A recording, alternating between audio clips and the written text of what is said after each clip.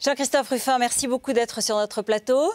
Vous êtes évidemment écrivain, prix Goncourt, mais aussi ancien ambassadeur au Sénégal. Et c'est à ce titre qu'on vous a invité. Parce que la diplomatie française est un peu sur la sellette, hein, avec les déclarations de Michel Alliot-Marie, les contradictions peut-être de la ministre des Affaires étrangères. On se pose la question quand même, pour que Michel Alliot-Marie se retrouve dans cette situation, à votre avis, il n'y a personne au Quai d'Orsay pour lui dire « bon, c'est un peu compliqué de partir dans un pays où il y a un certain nombre de troubles, en vacances, privées ». Comment ça se passe? Il ne faut pas confondre la diplomatie et les diplomates. Hein. La diplomatie, elle est faite par le président de la République, conduite par lui et par le ministre des Affaires étrangères, et c'est du domaine de la politique. C'est-à-dire que ce sont des gens qui sont entourés de conseillers, mais de conseillers qui n'ont pas nécessairement une expérience de tout ça, qui viennent, pour le cas de Michel Alliot-Marie, de gens qui les ont accompagnés, qui l'ont accompagné depuis dans tous ces postes, hein, aussi bien à l'intérieur, à la justice et ailleurs. Donc ils ne connaissent pas vraiment la politique étrangère. Non, et alors tout le problème, c'est que les diplomates, eux, disent des choses et préviennent, et disent attention, si vous faites ça, ça peut être difficile. Moi, en poste au Sénégal, j'avais prévenu un ministre à l'époque qui devait venir, c'était tout bêtement Ramayad, hein, en lui disant, vous venez en vacances privées, mais vos vacances ne seront pas privées, parce que dès que vous allez arriver, tout le monde saura que vous êtes là, et par conséquent, ce que vous représentez, eh bien, c'est la France. Et par conséquent, même si vous pensez être en vacances, faites attention. Et je crois que c'est notre rôle, mais on ne nous écoute pas toujours. Alors justement, Michel Alliot-Marie disait, moi, quand je suis en vacances, j'ai le droit d'avoir les amis que je veux. Non, ça, c'est pas possible. Ça, c'est pas possible, si vous voulez. À commencer, même avec une fonction beaucoup plus modeste, comme un ambassadeur, eh bien, il est tout le temps l'incarnation de la France. Alors encore plus le ministre des Affaires étrangères, j'allais dire jour et nuit. Ce que vous faites, les gens que vous rencontrez, les lieux où vous vous rendez, peuvent être utilisés contre vous à tout moment. Parce que par exemple, si vous êtes en vacances, on peut vous prendre en photo, on peut... qu'est-ce que vous faites, etc. Il faut savoir ça, et c'est j'allais dire, le b.a.-ba, enfin, du comportement diplomatique. Alors les diplomates, justement, et les ambassadeurs, ils ont été aussi assez critiqués. Hein. On a dit que finalement, ils n'avaient pas assez averti le gouvernement, le ministre, le président, peut-être de la situation en l'occurrence en Tunisie. Par exemple en Égypte, avec les événements d'aujourd'hui, depuis 11 jours. Qu'est-ce qui se passe exactement? Ils envoient des télégrammes, ils envoient des mails, ils envoient... Comment ils analysent et puis dans les jours qui précèdent? Écoutez, moi je les défends d'autant plus que je n'appartiens pas à ce corps. Je ne fais pas partie du corps diplomatique au sens strict. J'ai été, je veux dire, sollicité et j'ai accepté avec beaucoup de passion pour faire ce métier parce que je connaissais l'Afrique, parce qu'on pensait que je pouvais être utile, mais je n'appartiens pas à ce corps. Et ce que je peux dire, c'est que ce corps, il est fait de gens honnêtes. L'immense majorité des diplomates font leur travail. Et ce qu'ils écrivent, c'est ce qu'ils voient, c'est ce qu'ils savent. Et je trouve particulièrement choquant qu'on fasse porter le chapeau, qu'un gouvernement fasse porter le chapeau à des gens qui sont sur le terrain, en disant Ben Ali, non, on ne savait pas ce qu'il faisait, on ne savait pas qui c'était, Moubarak, comment, etc. C'est absolument inadmissible et incompréhensible. Bon, l'ambassadeur de Tunisie a été remercié, enfin muté en quelque sorte. Oui, mais alors, il y a encore une autre chose, c'est que si vous voulez, quand un ambassadeur, ce qui était mon cas, prend des positions dans ces télégrammes un peu fermes, au bout d'un moment, on lui dit calme-toi, on ne veut pas d'ennui, on ne veut pas d'ennui avec le pouvoir, vous comprenez? Et éventuellement même, on le change à la demande de ce pouvoir. C'est arrivé plusieurs fois dans ces derniers mois. On le change, puis on met quelqu'un d'un petit peu plus doux, d'un petit peu plus, j'allais dire, complaisant. Conscient des contraintes diplomatiques. Voilà. Et après, on dit, mais comment celui-là, il n'a pas fait son travail? Bon, mais il a été mis là pour ça. On l'a envoyé en disant, surtout, pas de vague, pas de problème avec le régime, pas de problème avec l'opposition. En allant voir l'opposition, etc., pas de vague. Bon, alors pas de vague, et après, vous n'avez pas fait votre boulot. C'est impossible, c'est impossible.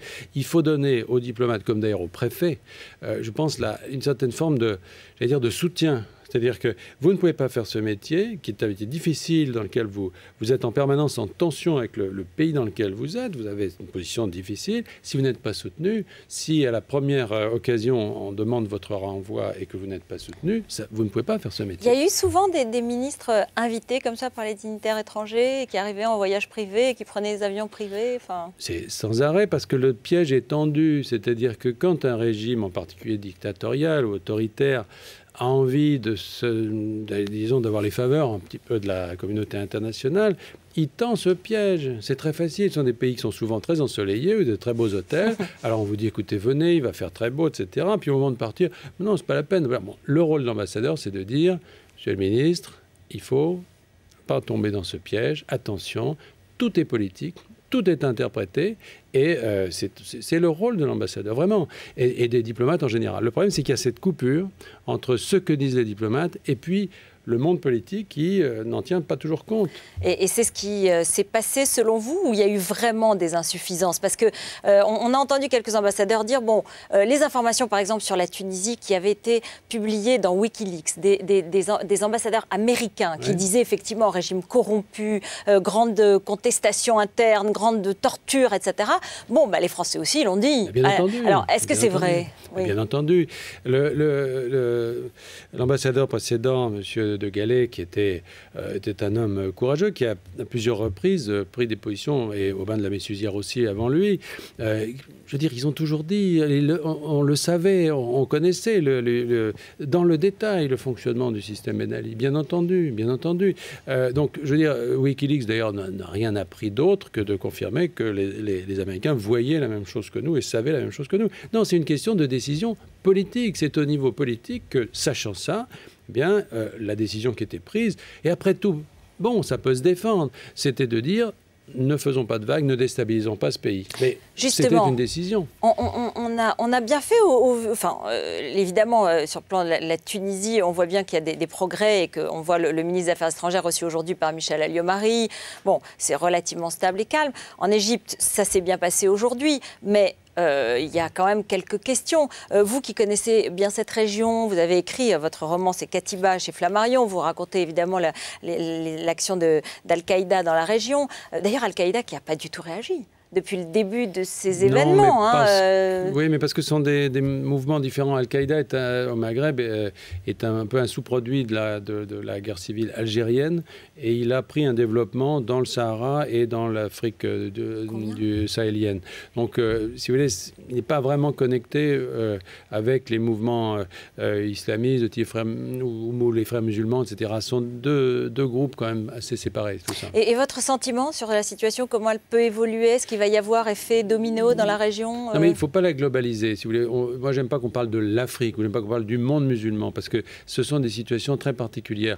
La Tunisie, c'est un pays dans lequel il y a une classe moyenne très importante, qui a participé vraiment à cette rébellion et qui l'a portée, et qui aujourd'hui est en train d'organiser finalement une sorte de nouveaux pouvoirs plus démocratiques.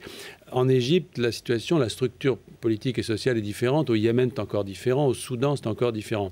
Donc, si l'aspiration est commune, si vous voulez, après le déploiement de ces révolutions ou de ces mouvements, et puis la réaction des pouvoirs et les soutiens dont ils disposent dans le monde ne sont pas du tout les mêmes. Donc, je crois qu'il faut vraiment avoir une En vue Égypte, très à votre locale. avis, ça se finit comme en Tunisie ou... Non, je pense qu'en Égypte, le pouvoir va résister beaucoup plus.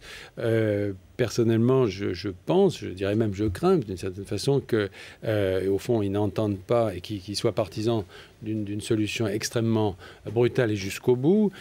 Et malheureusement, l'Iran l'a prouvé, quand un régime est vraiment déterminé à réprimer sa population, il peut toujours y parvenir, surtout s'il a des soutiens extérieurs. Donc, je suis quand même beaucoup moins optimiste sur la situation égyptienne. Je pense qu'elle va se solidifier, mais pas forcément sur un mode démocratique. Merci beaucoup Jean-Christophe Rufin d'être venu sur BFM TV. Restez